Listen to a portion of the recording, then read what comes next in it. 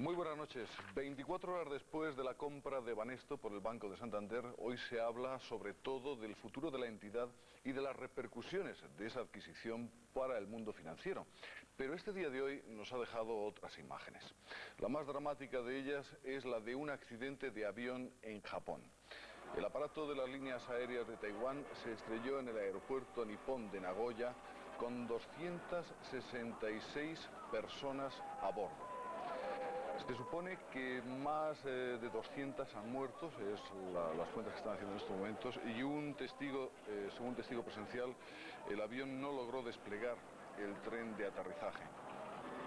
Son unas imágenes dramáticas de ese avión. Se sabe, eso sí, que hay 10 supervivientes y existe la esperanza de encontrar con vida alguno más.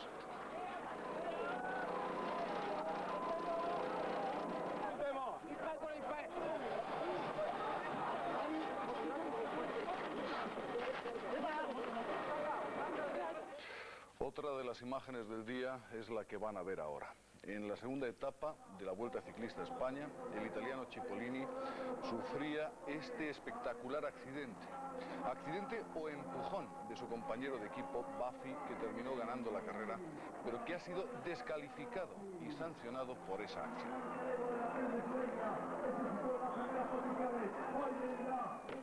Les hablaremos de estas cuestiones y de otras noticias destacadas que ya desarrollamos en nuestros titulares. Emilio Botín considera que la compra de Banesto por el Santander dará resultados muy positivos a medio plazo. Elecciones históricas en Sudáfrica en las que por primera vez votan blancos, negros y mestizos. El Grupo Socialista tramita la reforma para que las comisiones de investigación tengan acceso a las declaraciones de la renta. La policía ha aprendido en Barcelona el mayor alijo de droga de diseño detectado en nuestro país. Con la compra de Banesto, el de Santander es desde ayer el primer banco del país. Su presidente, Emilio Botín, ha explicado que la compra de Banesto era una oportunidad histórica, ha dicho que no podía dejar pasar. Sus planes inicialmente son que Banesto se mantenga como banco independiente dentro del Grupo Santander, que su presidente, Alfredo Sáenz, siga llevando las riendas de la entidad y poner a la venta sus participaciones industriales y en medios de comunicación. Emilio Botín no ha ocultado su satisfacción por haber subido al Santander al podium de la banca en España. Los 313.000 millones de pesetas pagados por Banesto le han parecido un precio justo en su apuesta por aumentar la presencia del Santander. Porque ¿qué hubiera pasado si no hacemos la operación esta? Dentro de 3 años, el Santander sería más fuerte fuera de España que en España. Botín quiere que Banesto siga como banco independiente ayudándole a ganar cuota de mercado en nuestro país. Para ello volverá a sus orígenes, la banca comercial, y abandonará sus participaciones industriales y en los medios de comunicación. A su juicio, el mapa bancario en España queda ahora reducido a 4 grandes bancos. El suyo, el Santander, el Central Hispano, Argentaria y el Bilbao Vizcaya. Los 4 grandes grupos están muy preparados. Y bueno, creo que esto va a ser muy bueno para España, para el sistema financiero y para los clientes de este país. En todo caso, el liderazgo del Santander queda asegurado por mucho tiempo gracias a sus 17 billones de pesetas en activos, sus 5 billones en depósitos, sus más de 3.000 oficinas y sus casi 50.000 empleados. Emilio Botín ha confiado el proyecto de Banesto a Alfredo Sáenz, su actual presidente, que durante estos 4 meses ha dirigido la operación de saneamiento del banco. Los mercados bursátiles han reaccionado de distinta manera tras la operación de compra de Banesto. Las acciones del Banco de Santander han bajado mientras subían las del Banco Español de Crédito hasta el límite permitido. El mercado bursátil se ha visto sorprendido por el alto precio pagado ayer por el Banco Santander en la compra de Banesto, 762 pesetas por acción. La primera reacción ha sido negativa. Al cierre, las acciones del Banco Cántabro registraron una pérdida de 440 pesetas, por lo que la entidad ha bajado más del 7%. Por el contrario, los títulos de Banesto han quedado en 868 pesetas, registrando una subida del 15%, el máximo permitido en el mercado continuo. Las acciones de Argentaria y Bilbao Vizcaya han mejorado de forma considerable, subiendo el 3,5% y el 3% respectivamente. Según los expertos, la fuerte bajada de las acciones del Santander es lógica con una operación de este tipo y consideran que la situación se equilibrará a medio plazo. Al precio que han pagado es una rentabilidad segura la que se puede obtener en cuanto Banesto entre en beneficios de 30 o 40 mil millones de pesetas al año, que es algo que es perfectamente asequible para una entidad como el Banco de Santander.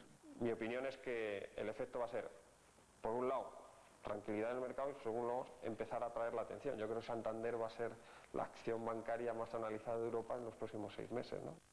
En la bolsa de Nueva York, las acciones del Santander se recuperaban tras las fuertes pérdidas de ayer, aunque su tendencia sigue siendo la baja.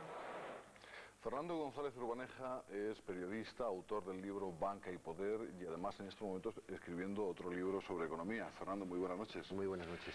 ¿Cómo podemos explicar a nuestros televidentes el hecho de que suban unas acciones, las de Banesto, y que bajen las de la entidad compradora? Por raro que parezca, es lo lógico. Es decir, suben las de Banesto porque Banesto desde hoy tiene más seguridad porque está en buenas manos, en manos de unos gestores expertos. Y bajan las del Santander porque el Santander ha asumido un riesgo muy importante, la apuesta de gestionar un banco tan grande y con tantos problemas como tenía Banesto. Esto es la reacción inmediata.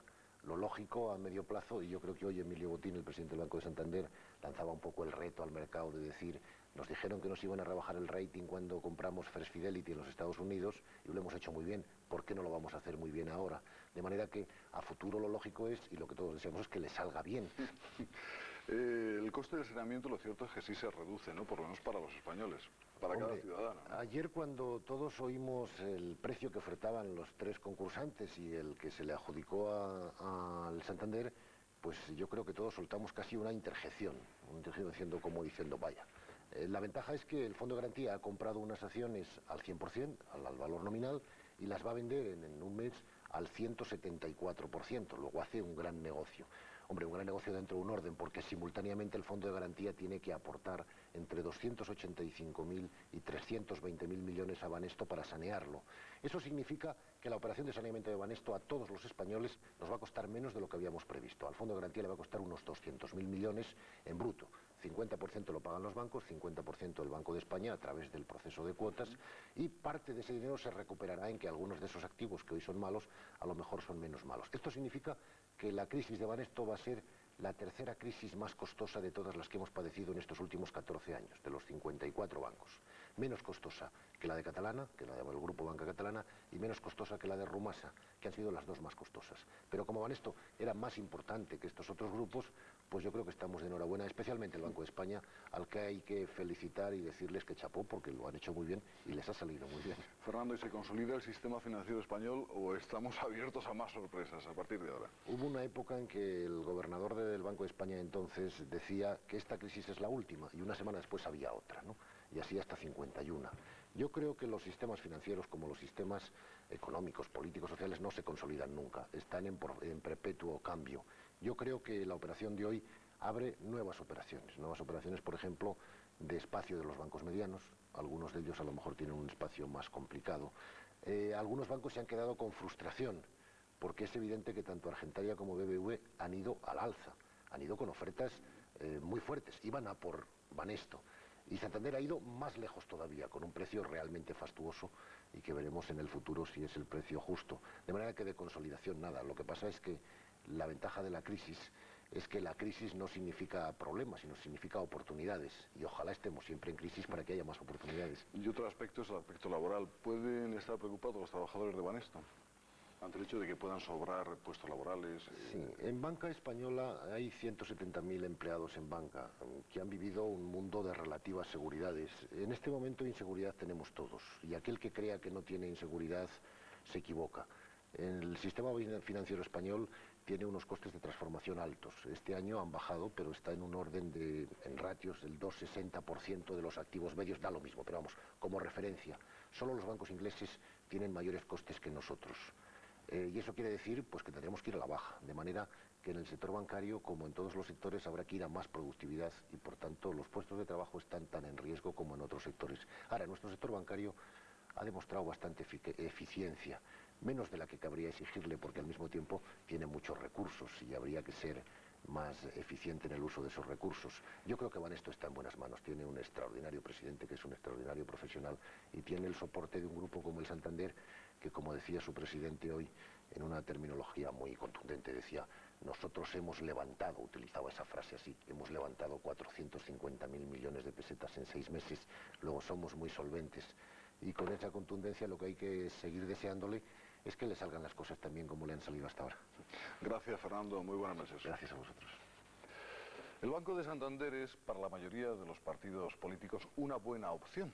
El Partido Popular considera que de este modo se borra cualquier sombra de politización en el final de la crisis de Banesto. Por su parte, Izquierda Unida sigue creyendo que una entidad pública como Argentaria debiera haber sido la beneficiada en la subasta.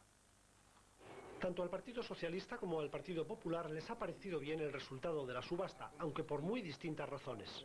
Yo estoy muy satisfecho de que las cosas se han producido con esta claridad y todos habíamos aceptado las reglas del juego de que fuera el mejor de los postores el que se lo quedara. Creemos que el hecho de que el Banesto se mantenga en la órbita de la banca privada y que los españoles no tengamos que arriesgar más dinero en el saneamiento de Banesto, y sino al contrario, recibamos una parte sustancial de ese dinero que se ha producido hasta ahora, creemos que es una buena noticia.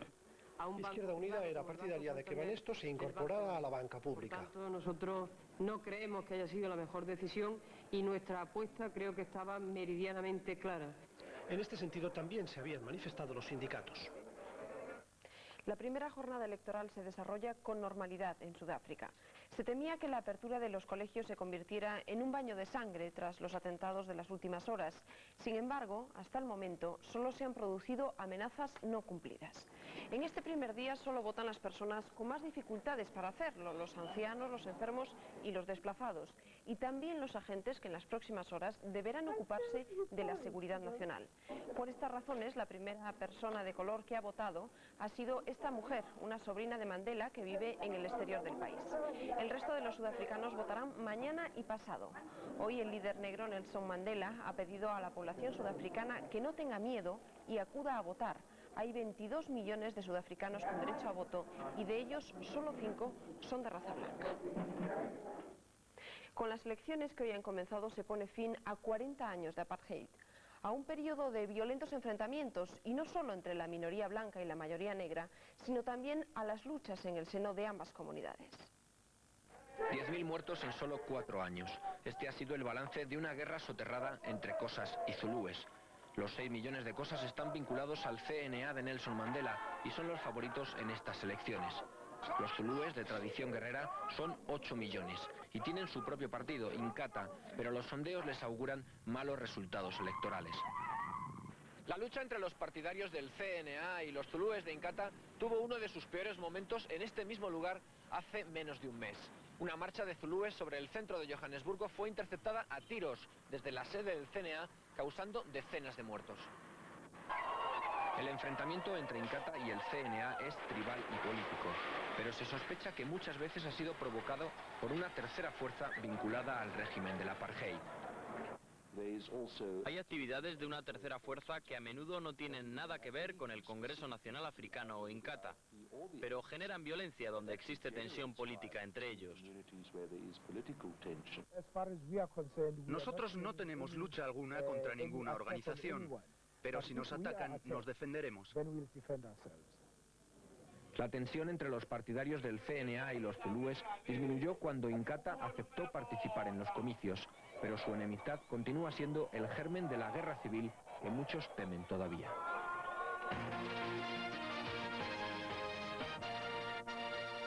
Las comisiones parlamentarias tendrán acceso a las declaraciones de la renta de aquellas personas objeto de investigación. Esto será posible gracias a un proyecto de ley que será aprobado por el Gobierno el próximo viernes. El Ejecutivo pretende acallar de esta manera las críticas recibidas por no remitir la declaración de la renta de Luis Roldán a la comisión que lo investiga. Con la proposición no de ley, las comisiones de investigación podrán acceder a las declaraciones de renta y patrimonio en aquellos supuestos en los que esta información les sea necesaria para concluir sus trabajos. Para el Ejecutivo, con la actual legislación, no les es posible enviar algunos documentos requeridos por la Comisión Roldán. La legalidad es incumplir la legalidad, es cometer una ilegalidad. Eso es algo que el Gobierno no va a hacer nunca.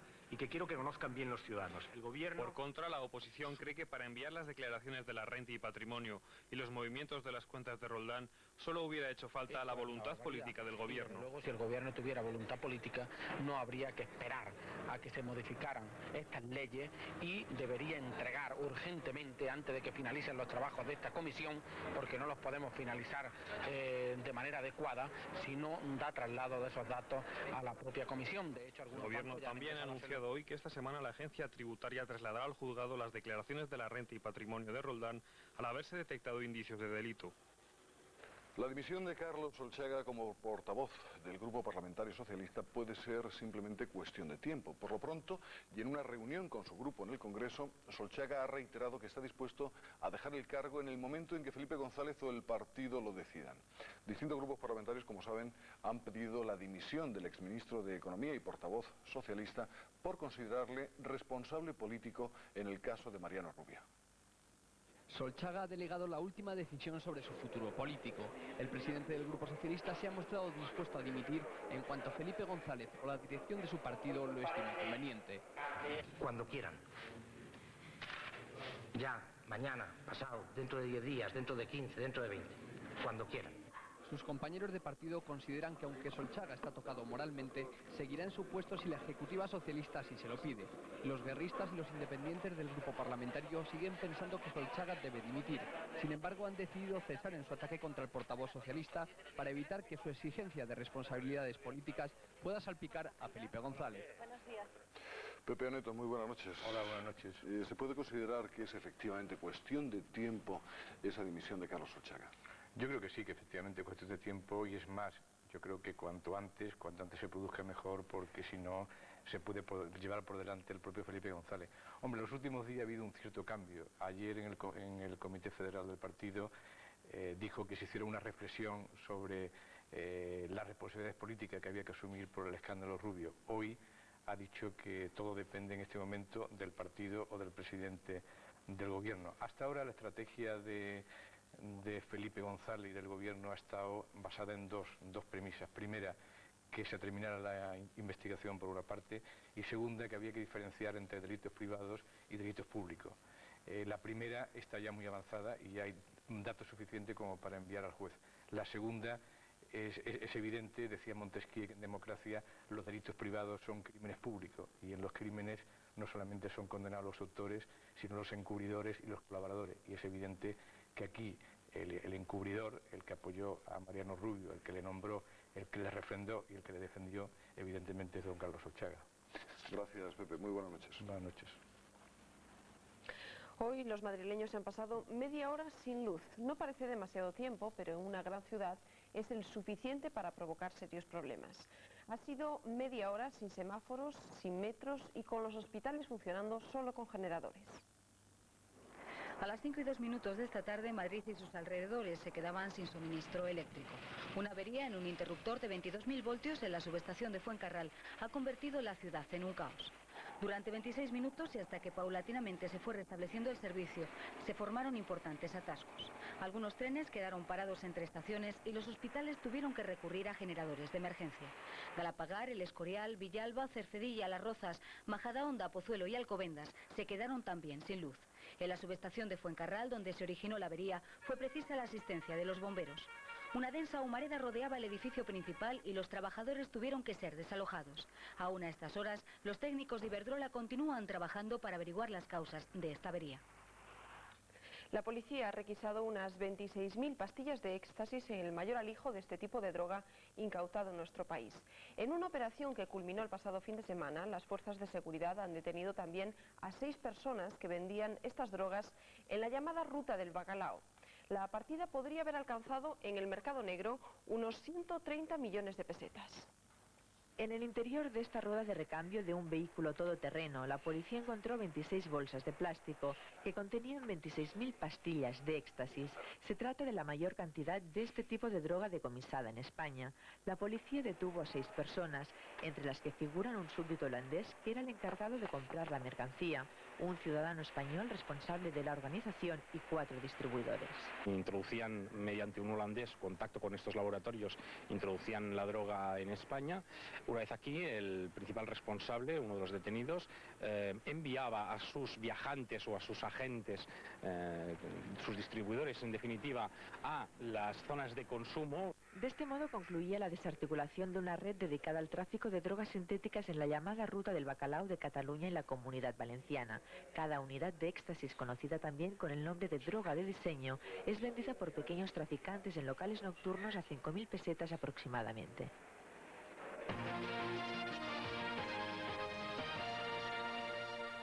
253 muertos y solo 11 supervivientes. Esta es la última cifra oficial de víctimas del accidente aéreo ocurrido hoy en el aeropuerto japonés de Nagoya, a unos 300 kilómetros de Tokio. Un Airbus 300 de las líneas aéreas de Taiwán, procedente de ese país, se estrellaba contra las pistas en plena maniobra de aterrizaje. Según un testigo, el avión no logró desplegar el tren de aterrizaje. Como consecuencia del choque, el aparato con 271 personas a bordo quedó convertido en una bola de fuego. Los equipos de rescate han intensificado sus trabajos con la esperanza de encontrar algún superviviente más.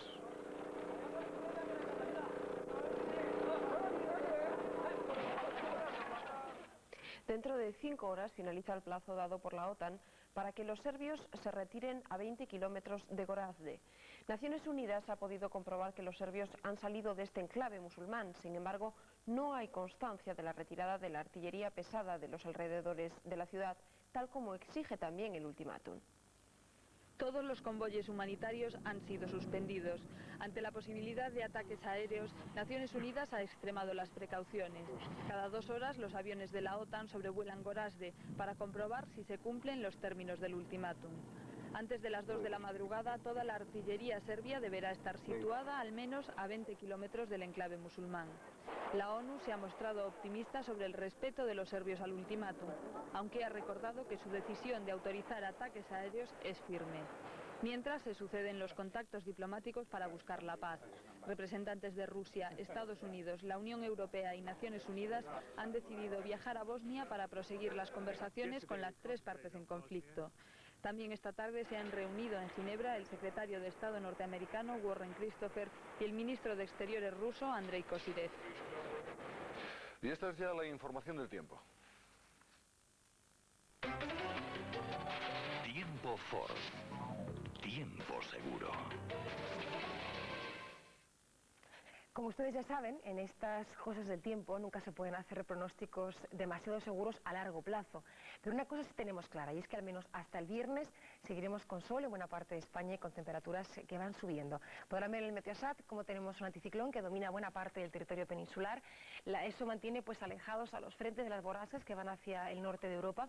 Y la excepción está en Canarias, como ven, con esta gran borrasca justo al este de las islas que dejará lluvias y un tiempo algo más revuelto en esta zona. Así que mañana en Canarias, cielos cubiertos, bastante gris el día, con lluvias localmente algo más intensas, sobre todo en las islas más orientales. En el resto, un día muy soleado, tanto en la península como en Baleares, Ceuta y Melilla, a excepción de algunos intervalos de nubes, especialmente de madrugada a orillas del Cantábrico, así como algunas nubes que pueden crecer por la tarde en las montañas de las zonas del interior de la península, aunque no van a ser demasiado importantes. Los vientos soplarán moderados, tanto en Canarias como en el Estrecho, muy flojos en el resto de nuestras costas, y las temperaturas van a continuar subiendo, algo más frescas por la mañana en toda la mitad norte, llegando a los 20 grados al mediodía en las zonas del interior y superando incluso los 25 en las zonas del interior de Andalucía, mucho más frescas estos días, sobre todo en Canarias. Tiempo Ford. Tiempo seguro. En la etapa de hoy, la segunda de la Vuelta Ciclista a España, se ha producido hoy un accidente espectacular. Ha ocurrido justo cuando los primeros corredores llegaban a la meta. Enseguida se lo contamos.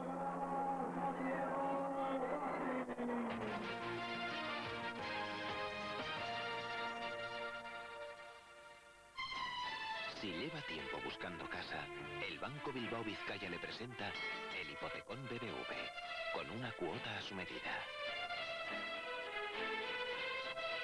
donde usted elige el plazo para devolverlo. Sea cual sea la cantidad que necesite, hasta el 80% del valor de la vivienda y de rápida concesión.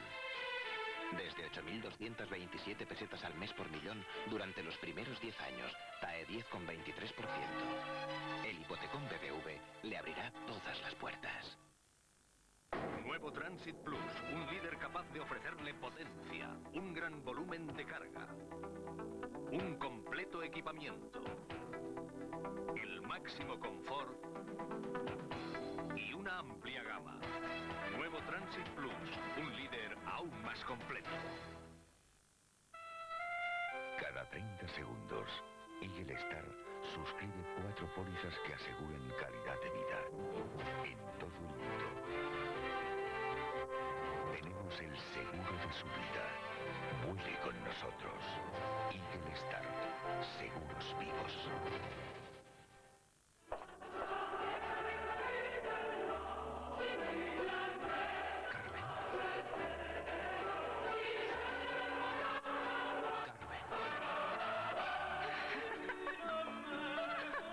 Carmen de Victorio y Luquino. La pasión perfuma tu piel. Los postres y desayunos Pascual son tan buenos que pronto estarán en boca de todo el mundo. Descúbralos ahora que acaban de salir. ¿Usted cómo los descubrió? Yendo de excursión, salimos mucho al campo y tengo que llevar postres que no necesiten frigorífico. Con esta lupa. La llevo siempre para leer la letra pequeña porque odio los conservantes. Son lo último de Pascual. Placeres nuevos para disfrutar con cuchara. Descúbralos. Entre madres e hijos hay un lazo muy especial. En el Día de la Madre, Ferrero Rocher es el regalo. Vamos a quitarle un gran peso de encima. Mini Robot Moulinex. Pica, raya, bate y hace mayonesa. Mini Robot Moulinex hace de todo. El sol nos acaricia y nos sentimos como las flores del campo. Bailamos, jugamos, igual que los niños en un día soleado. Y por un momento encontramos el cielo. Sunflowers, la nueva fragancia de Elizabeth Arden, celebra la vida.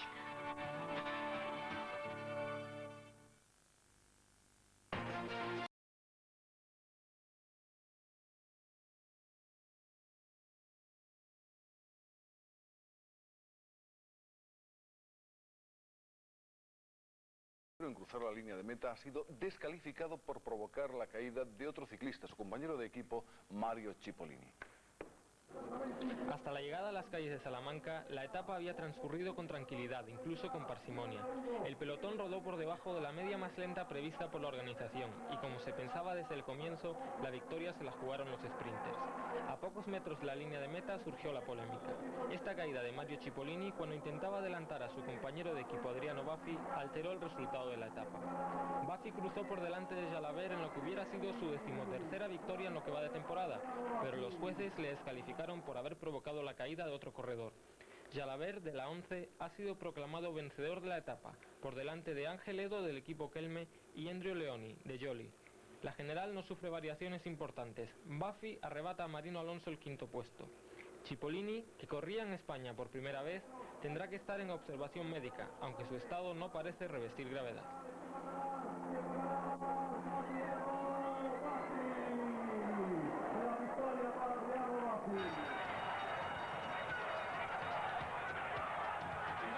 La quiniela hípica más fácil que nunca.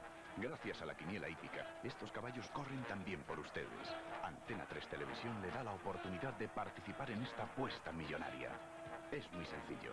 Apueste por sus caballos favoritos o por sus números de la suerte y entregue sus boletos de miércoles a sábado.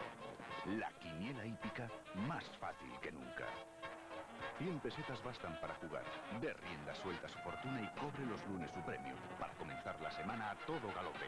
Todos los domingos por la tarde en Antena 3 Televisión el espectáculo de la quiniela hípica, ahora más fácil que nunca.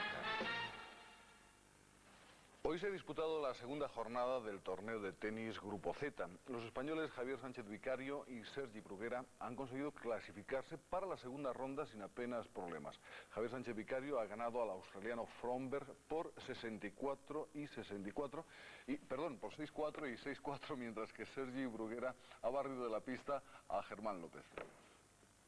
Sergio Bruguera, que debutaba hoy en el torneo, ha tenido esta tarde uno de los partidos más fáciles de su carrera.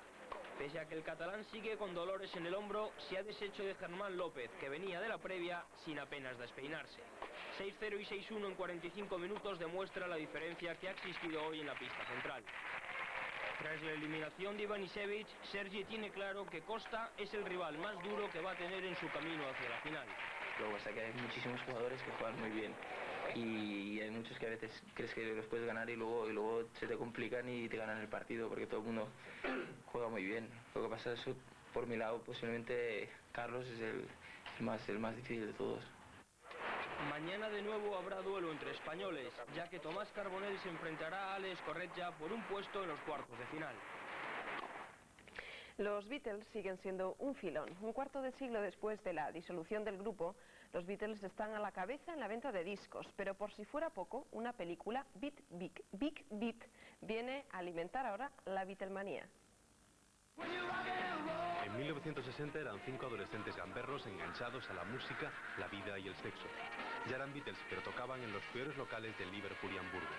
En Backbeat, Ian Softley, su director y guionista, se ha centrado en la peculiar relación entre John Lennon y Stuart Sutcliffe, el Beatle más desconocido. John estaba confuso, no entendía lo que sentía.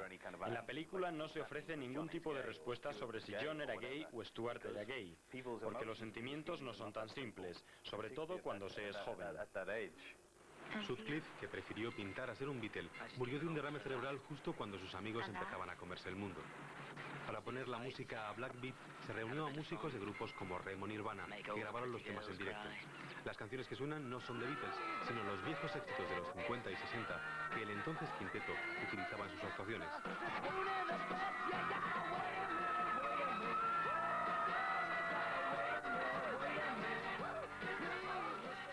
Nos despedimos y les dejamos ya con Farmacia de Guardia. Tendrán más noticias como cada noche con José María Carrascal. Gracias. Adiós, buenas noches.